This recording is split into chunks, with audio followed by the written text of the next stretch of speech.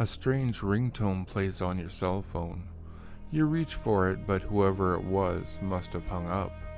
A wrong number, maybe. You look at the phone anyway. You've missed a call. You listen to it.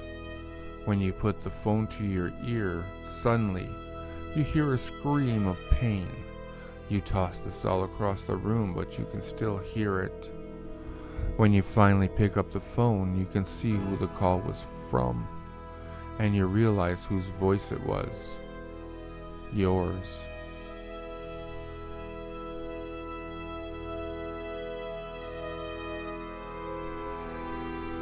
There is a chance that while on a railway journey across country, you will pass a darkened station. The platform will look as if it's been deserted for years. The train will have to slow down due to the conditions of the tracks, but it'll not stop. There are some conductors who will go much faster than they should, just to get past the station, causing the train to feel as if it'll shake apart. If you ask one of the personnel on the train about the station, they will tell you not to worry about it and get back to your seat. If you ask a second time, you and all your things will be unceremoniously dumped at the next station, whether it's your destination or not. There, you can wait for as much as a day for another train to come by. There have been a few curious folks who have made it the 5-mile-long walk down along the side track to see this abandoned station for themselves. No one knows what happens when they get there. Some are never seen or heard from again, and others jump onto the tracks in the path of the next oncoming train. The only thing of any interest ever to happen along those tracks was back in the early 1900s when a train headed west derailed near the abandoned station, killing 61 people on board and injuring others.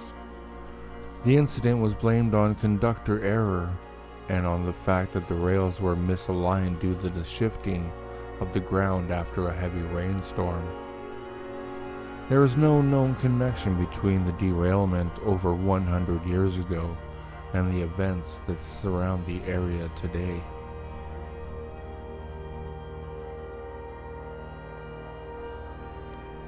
It's about 9:35 at night. The show on your TV is silent, the volume turned down. Maybe you're one of those people that has to have static noise in a picture, even when listening to or watching something else. The living room light is on. 2 of the 5 bulbs have burnt out. The back one in the back seems the next to go, but you don't think much about it as you stretch out in your chair. Something begins gnawing at the back of your mind. It's just a normal Monday night. The rain outside, a steady drizzle that freezes as it hits the road. Something that makes you want to look out the large panel window beside you, covered up by a Harley-Davidson blanket to keep the warmth in the house. You try and distract yourself, turning on your favorite band. Maybe it's Collective Soul or Rammstein or anything. Something to take your mind off it. It's only 9:37 now. Just a few minutes later, and you still have this urge to turn around and look out that window, shrouded by a black and orange blanket. You hear a slight tapping on the glass, like a fingertip trying to get your attention. You turn the music up louder, trying to drown it out. It becomes louder and more insistent now, faster and faster, still trying to draw your attention. It's in my head. I'm just worked up, too little sleep. Last night was crazy, you tell yourself. The rapping on the window ceases and you begin to settle back in. It's 9:41. You turn your attention back to the TV, commercials flooding your brain. The tapping returns, a simple, sharp tap. Curiosity overwrites fear, and you lift up the blanket with your left hand, expecting to see a stray limb from a tree smacking the window from the wind outside. or maybe nothing at all. A long pale white tongue drags across the window, smacking back with another tap. Your heart stops as you look up, seeing two great white staring eyes bulging from an elongated face, lacerated with boiling cuts and scars, coated with burns. Its face nearly as long as your window itself. It's upside down, hanging from your ceiling. Its mouth is lined with razor-sharp teeth. There may be thousands or millions of them. Several are rotten and pulsating, and it keeps staring at you. Its cavernous mouth seems to be smiling, like it knows something that you don't.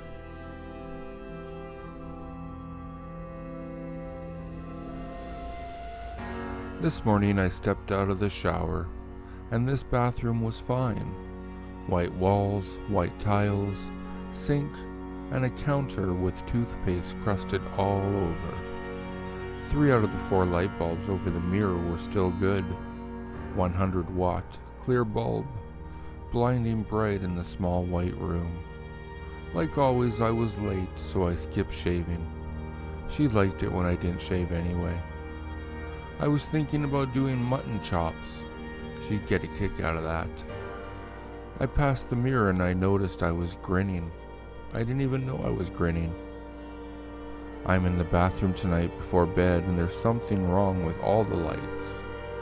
All 3 are on again, but they glow kind of brown, and they don't really light up the rest of the room. I should get more bulbs from the kitchen.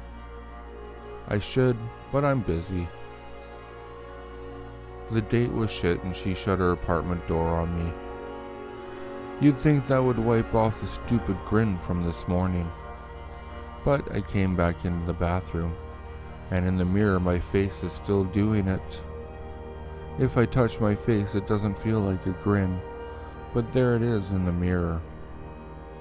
In the brown light it's hard to make out, but have you ever actually counted how many teeth show when you smile? I lean in close. 1, 2, 3, 4.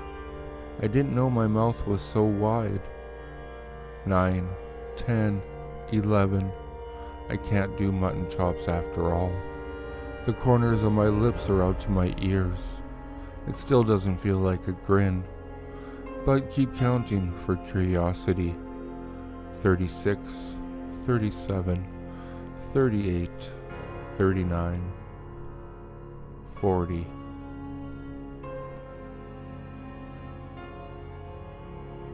If you like what you heard, please like, subscribe, and share with your friends. If you'd like to, you can follow me at Twitter. The handle is @FuzzyPantaloons, and I'll see you all next time.